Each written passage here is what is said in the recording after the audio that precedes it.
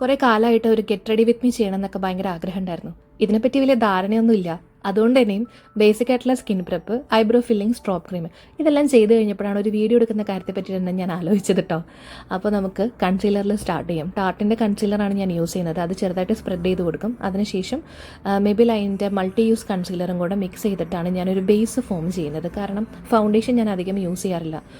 കുറേ കാര്യങ്ങളുണ്ട്. ഒന്നാമത്തെ കാര്യം, എനിക്ക് ഇതുവരെ കറക്റ്റായിട്ടുള്ളൊരു ഷെയ്ഡ് ഫൗണ്ടേഷൻ്റെ കിട്ടിയിട്ടില്ല. രണ്ടുമൂന്നെണ്ണം ട്രൈ ചെയ്യും, പക്ഷേ എന്തോ ഭയങ്കര ഡ്രൈ ആയിട്ടിരിക്കുന്ന പോലെ തോന്നും. എത്ര സ്കിൻ പ്രെപ്പ് ചെയ്താലും ഭയങ്കര ഡ്രൈ പാച്ചസ് വരുന്നു.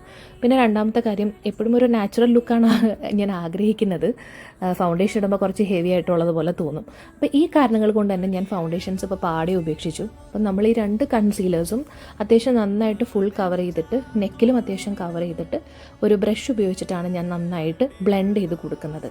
കാരണം എൻ്റെ കൈ വെച്ചിട്ട് ബ്ലെൻഡ് ചെയ്യുമ്പോൾ എൻ്റെ സ്കിൻ ഭയങ്കര സെൻസിറ്റീവ് ആയതുകൊണ്ട് തന്നെ പെട്ടെന്ന് ഇങ്ങനെ തളിർത്ത് വരുന്നു. അപ്പോൾ അത് മാത്രമല്ല, ഈ ബ്രഷ് വെച്ചിട്ട് നമ്മൾ ബ്ലെൻഡ് ചെയ്യുമ്പോഴേ നല്ല ഭംഗിയിൽ എല്ലായിടത്തും ഒരുപോലെ വൃത്തിക്ക് വരുന്നതായിട്ട് എനിക്ക് തോന്നിയിട്ടുണ്ട്. ഒരു ലാസ്റ്റ് 6 months ആയിട്ട് ഞാൻ ബ്രഷ് യൂസ് ചെയ്യുന്നുണ്ട്. അപ്പോൾ ഇതാണ് എൻ്റെ ബേസിക്കായിട്ട് ഞാൻ ഫസ്റ്റ് ബേസായിട്ട് മേക്കപ്പിൽ ചെയ്യുന്ന ഒരു കാര്യം.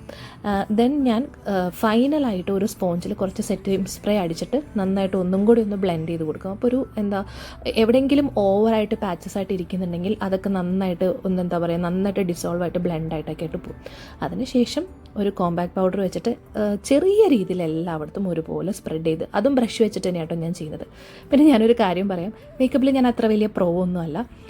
ഇത് തന്നെ ഞാൻ എവിടെയെങ്കിലുമൊക്കെ ഫംഗ്ഷൻസ് ഉണ്ടെങ്കിൽ, പാർട്ടിയൊക്കെ ഉണ്ടെങ്കിൽ അങ്ങനെ മാത്രമാണ് ഞാൻ യൂസ് ചെയ്യാറ്. അല്ലാതെ ഞാൻ പുറത്ത് പോകുമ്പോൾ ജസ്റ്റ് മോയ്സ്ചറൈസറും സൺസ്ക്രീനും ഒരു സ്ട്രോപ്പ് ക്രീം അപ്ലൈ ചെയ്യും, ഐബ്രോസ് ഫില്ല് ചെയ്യും, മസ്കാര ഇടും, ലിപ്സ്റ്റിക് ഇടും. ഇതാണ് എൻ്റെ നോർമലായിട്ട് ഞാൻ സിംപ്ലി ചെയ്യുന്ന കാര്യം. അപ്പോൾ അതുകൊണ്ട് തന്നെ ഈ ചെയ്യുന്ന കാര്യങ്ങളൊക്കെ കറക്റ്റ് ആണോന്നോ, ചെയ്യുന്ന സ്റ്റെപ്സ് അല്ലെങ്കിൽ ഒന്നിനു ശേഷം ഇതിടണം എന്നുള്ളതൊക്കെ കറക്റ്റ് ആണോ എന്ന് ചോദിച്ചാൽ എനിക്ക് അറിയത്തില്ല.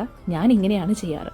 കോമ്പാക്റ്റ് ഇട്ടതിന് ശേഷം കുറച്ച് നാളുകളായിട്ട് മേക്കപ്പിൽ ആഡ് ആയിട്ടുള്ളൊരു സംഭവമാണ് ബ്ലഷ്, പിന്നെ ഹൈലൈറ്റർ. അത് രണ്ടും നന്നായിട്ടല്ല, ആവശ്യത്തിന് ചെയ്ത് കൊടുക്കും. അത് ഡിപ്പെൻഡ്സ് അപ്പോൺ ഡ്രസ്സിൻ്റെ രീതിയിലാണ് ഞാൻ എൻ്റെ ഷെയ്ഡ് ചൂസ് ചെയ്യുന്നത്. പിന്നെ ഈ പറഞ്ഞ പോലെ ഐ ഷാഡോ ഫില്ല് ചെയ്യും. ഐ ഷാഡോ എന്തെങ്കിലുമൊക്കെ ഫംഗ്ഷൻസ് ഉണ്ടെങ്കിൽ മാത്രമാണ് ഞാൻ യൂസ് ചെയ്യാറുള്ളൂ.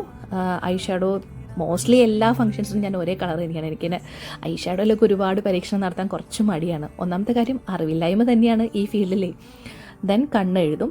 കണ്ണും മിക്കപ്പോഴും മുകളിലാണ് എഴുതുക. കാരണം താഴെ എഴുതുമ്പോൾ പെട്ടെന്ന് സ്പ്രെഡ് ആവുമെന്ന് ഞാൻ കഴിഞ്ഞ വീഡിയോയിൽ പറഞ്ഞല്ലോ. എൻ്റെ ഓയിലി സ്കിന്നാണ്. അപ്പോൾ ജസ്റ്റ് ഒന്ന് പതുക്കെ ലൈൻ വരച്ച് കൊടുക്കും. അതിനുശേഷം ഐലാഷസ് കേളർ വെച്ചിട്ട് ലാഷസൊക്കെ ഒന്ന് കേൾ ചെയ്ത് പിന്നെ മസ്കാര ഇടും. കാരണം എൻ്റെ മസ്കാര ഞാൻ എപ്പോഴും മോസ്റ്റ്ലി യൂസ് ചെയ്യാറുണ്ട്. കാരണം കൺപീലികൾക്ക് തീരെ കട്ടിയുമില്ല, നീളവും ഇല്ല. അപ്പോൾ മസ്കാര വെച്ചിട്ട് ഒന്ന് നന്നായിട്ട് ബ്രഷ് ചെയ്ത് കൊടുത്തു കഴിഞ്ഞ് കഴിഞ്ഞാൽ നല്ല ഭംഗിയിൽ എനിക്ക് തോന്നാറുണ്ട്. നിങ്ങൾക്ക് എങ്ങനെയാണെന്ന് എനിക്കറിയില്ല, കുറച്ചൊരു സംതൃപ്തി കിട്ടാറുണ്ട്.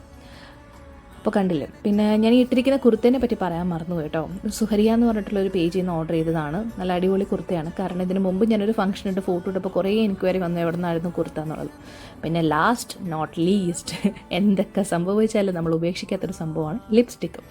എൻ്റെ ചുണ്ടുകൾ വലുതാണെങ്കിൽ കൂടിയും ഞാൻ ലൈനർ വെച്ചിട്ട് വരച്ചതിന് ശേഷമാണ് ലിപ്സ്റ്റിക്ക് ഫില്ല് ചെയ്യാറ്. എൻ്റെ അടുത്ത് കുറേ പേര് ചോദിക്കാറുണ്ട്, എന്തിനാ ലൈനർ ഇടുന്ന, വലിയ ചുണ്ടല്ല, അതിൻ്റെ ആവശ്യമില്ലല്ലോ എന്നൊക്കെ. പക്ഷേ ഞാൻ ലൈനർ യൂസ് ചെയ്യാതെ ലിപ്സ്റ്റിക്ക് ഇടുമ്പോൾ പുറത്തേക്കൊക്കെ സ്പ്രെഡായി പോകുന്ന പോലെ എനിക്ക് എപ്പോഴും തോന്നാറുണ്ട്. ഇങ്ങനെ ചെയ്യുമ്പോൾ വൃത്തിയിലിരിക്കുന്നതായിട്ട് തോന്നിയതുകൊണ്ടാണ് ഞാൻ ലൈനർ യൂസ് ചെയ്യുന്നത്.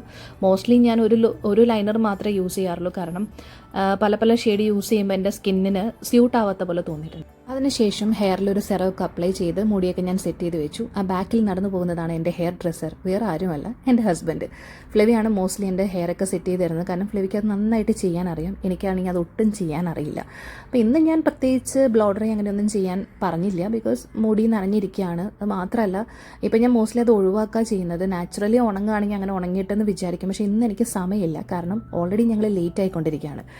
അപ്പോൾ ഞാൻ പറഞ്ഞു, ജസ്റ്റ് ഒന്ന് ഉണക്കി തന്നാൽ മതി. മുടി കൊഴിച്ചിൽ നന്നായിട്ടുണ്ട്. അപ്പോൾ ഇനിയും ശ്രദ്ധിച്ചില്ലെങ്കിൽ ഒന്നുമില്ലാത്ത അവസ്ഥയിലേക്ക് ഞങ്ങൾ എത്തിച്ചേരും.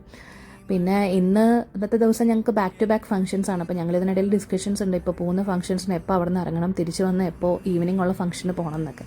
ഹസ്ബൻഡും കുട്ടിയൊക്കെ ഓൾറെഡി റെഡിയായി കഴിഞ്ഞു. ഞാനാണ് ലാസ്റ്റ് റെഡി ആയിക്കൊണ്ടിരിക്കുന്നത്. അവസാനം മുടിയൊക്കെ സെറ്റ് ചെയ്ത് അതൊന്ന് ക്ലിപ്പ് ഓൺ ചെയ്തൊരു പൊട്ടും കമ്മലൊക്കെ ഇട്ട് ഫൈനൽ ചെക്കൊക്കെ നോക്കി. എങ്ങനെയുണ്ട്, നിങ്ങൾക്ക് ഇഷ്ടപ്പെട്ടോ? അഭിപ്രായങ്ങൾ പറയണേ. മിറർ ചെക്കൊക്കെ ചെയ്തു. പിന്നെ സൺഗ്ലാസ്, അത് മുഖ്യം ബിഗിലേ. എന്താ ചൂടെന്ന് അറിയോ പുറത്ത്. ഇതാണ് എൻ്റെയും മോൻ്റെയും ഫൈനൽ ലുക്ക്. കണ്ടോ, ഫിലോമിനയും ഫിലോമിനയുടെ മകനും.